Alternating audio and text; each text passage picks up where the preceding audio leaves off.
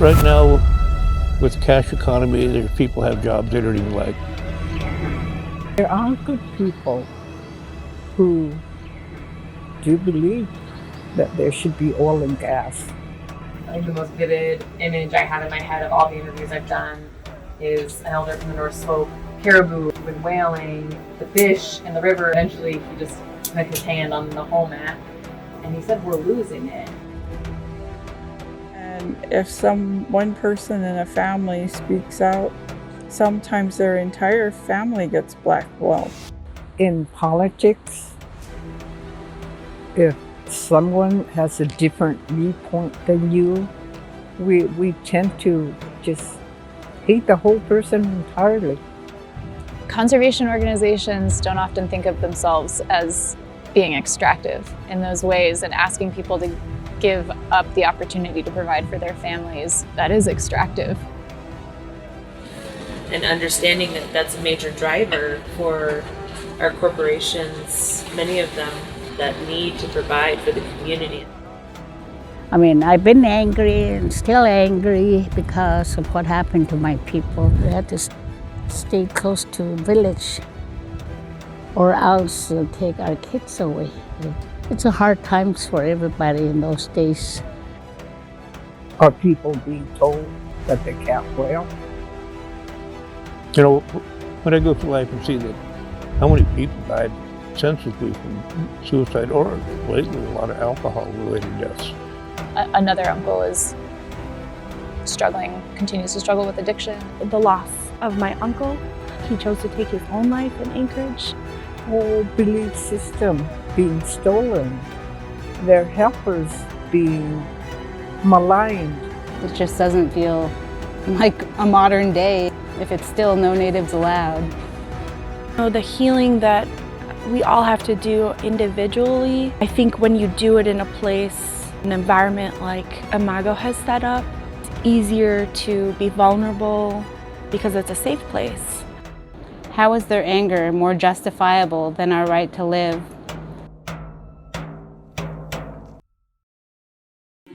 There needs to be communication.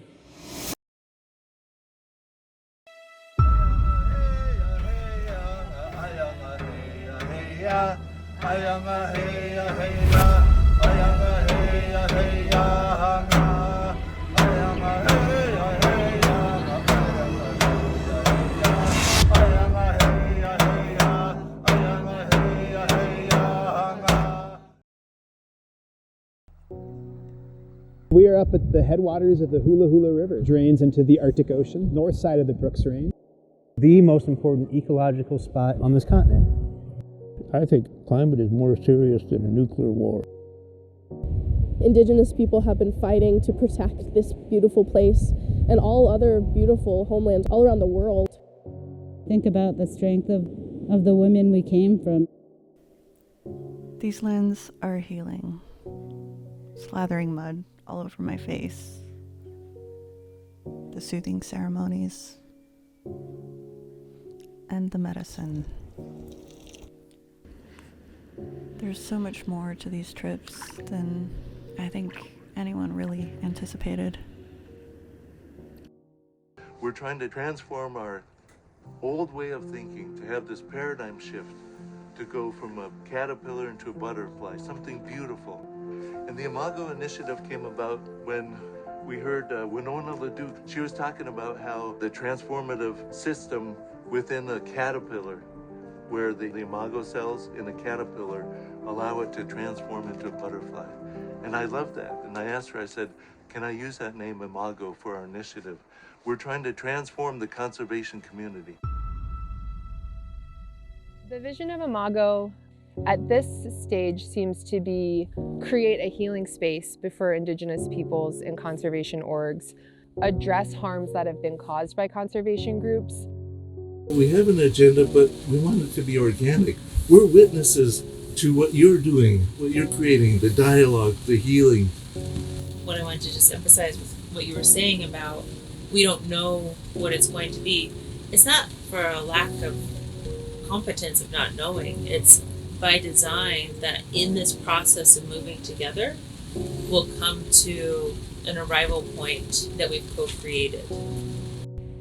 Rethinking about what we value, if it is caribou meat and laughter and fish wheels, then how do we reflect that in our education, in our economy? How do we reflect that within ourselves? And my biggest aha moment when we started the healing circles was that white conservationists had just as much healing to do as we did. I was hearing stories from people whose father or grandfather or mother were presidents of a Mobil oil company, or all these big oil companies, and they felt guilt about that, and were trying to use their privilege to do something good. And it was just so amazing to hear all these stories. John Lee Good, who's vice president of Audubon, African American, powerful black woman. Melinda Spooner, powerful black woman. They all had similar stories where their people were oppressed by colonialism. Their land was taken, and they were left on the street and told, you have to now stop using your language, stop wearing your traditional clothing. And I didn't even think about that when we were in that room until they spoke and how powerful it was. We had our cinematographer from India, and he was filming everybody and listening, and when they... We're not alone.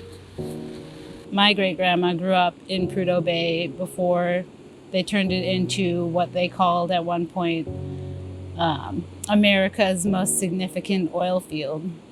I really don't want to see Nuxalk have to feel the same pain, even though I know that it's already painful for them. I'm going to go out into the world and teach the world why we say no to oil.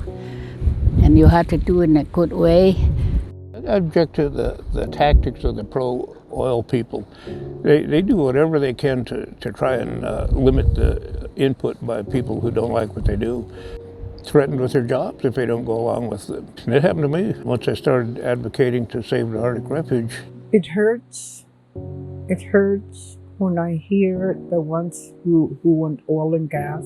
I was at the Willow hearing several months ago.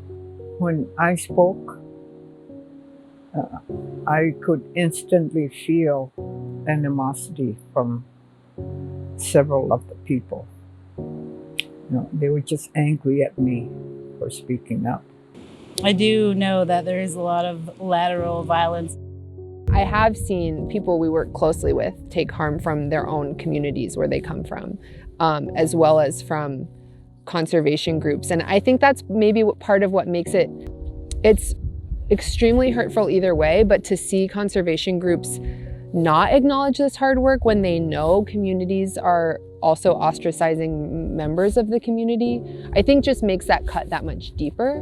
We still see organizations continue to talk about Gwich'in people, which is wonderful, but leave Inupiaq people out because Inupiaq approach to the Arctic Refuge is complicated.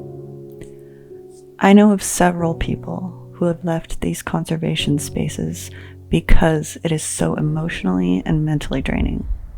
Some conservation groups are completely tone deaf to what the Inupiaq have to say. It feels intentional. Historically, Indigenous voices have been suppressed, intentionally silenced. We worked through some heaviness on this trip. We cried and we healed. We heard voices in the river, and we are sure that the little people called Inupiaq were playing tricks on us. We may have even snuck in a laugh or two.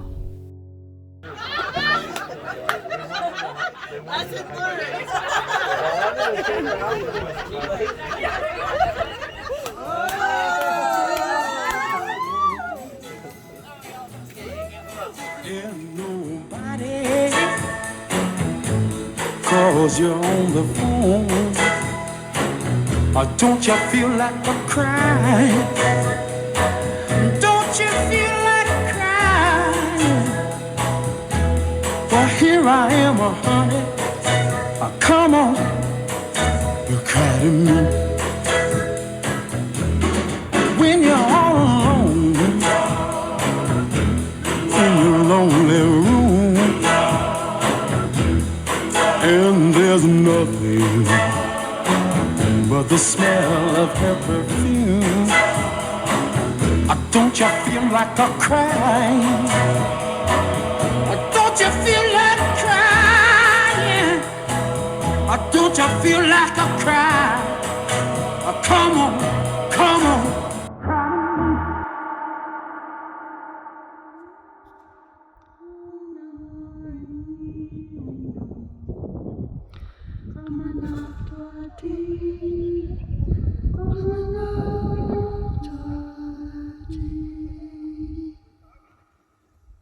This land, though, this land is forever.